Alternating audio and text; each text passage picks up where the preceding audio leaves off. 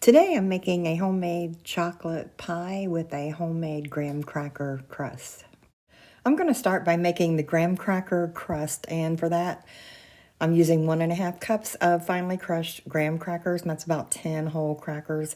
And you can crush that by hand or in a blender or food processor, whatever you have on hand. And to that add 1/4 cup of granulated sugar. And then after I get all of that mixed together well, I'm going to add 8 tablespoons of melted butter. And then I'm just going to keep mixing that with a whisk until it's well blended. I'm using a 10-inch deep dish pie plate. And I'll just put all the crumbs in there and pack those in on the bottom and on the sides well. And after I get that the way I want it, I put it in the refrigerator. Actually, I put this in the freezer for just a little while and then put it in the refrigerator while I was making the pie filling. Don't turn your heat on yet, but in a medium-sized pot, you're going to mix together 1/2 cup of cocoa powder, 1¼ cups of granulated sugar, 1/3 cup of cornstarch, and 1/4 teaspoon of salt. And just whisk all the dry ingredients together till they're well blended. And then add about a cup of whole milk or whatever milk you prefer. And mix that in. And then you can turn your heat on medium, about 5 or 6.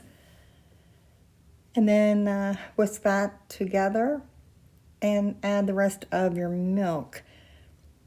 You'll want to keep whisking this until it gets hot, and then you can whisk it occasionally, but when it starts to get really hot and it looks like it's going to start boiling, transfer the whisk out for a spatula, because you do want to scrape the sides and the bottom. You don't want this to scorch.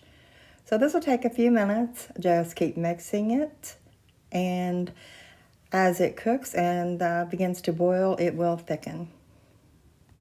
And you'll use a total of 3 cups of milk for this recipe. While this is cooking, gather 3 tablespoons of butter and 1½ teaspoons of vanilla extract, and just set that aside for now. You won't add that until you're almost done cooking this. And this pie filling is beginning to heat up rapidly. As you can see, some of it's starting to stick to the spatula. That's how you know it's almost to the boiling point. And you want to keep stirring it now. Don't walk away, because it thickens extremely quick. Just in the blink of an eye, you look at it and it's very, very thick. And now you want to turn your heat down to low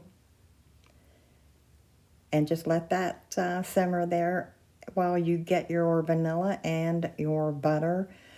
Put that in and just keep stirring that for another minute or 2 until the butter is melted and fully incorporated. Then turn your heat off and let that cool for 3 or 4 minutes while you get your pie shell out of the refrigerator. And it'll still be hot when you pour it in the pie shell, and that's fine. And just go ahead and pour it in, and then you'll want to put the entire pie either in the freezer or the refrigerator. I put mine in the freezer for a couple hours. After you put this in your pie shell and you're letting it set up completely, then that'd be a good time to decide if you want to leave this pie plain, just a chocolate pie, or you may want to add whipped topping or any kind of fruit, just whatever you like. I'm going to add sprinkles. Well, first I'm going to add Cool Whip after it's completely cooled, and then I'll add sprinkles and probably strawberries, and then I'll let that set up completely before I cut it. If you're making this for Valentine's Day for the dinner dessert, then the Cool Whip and the sprinkles is a nice addition.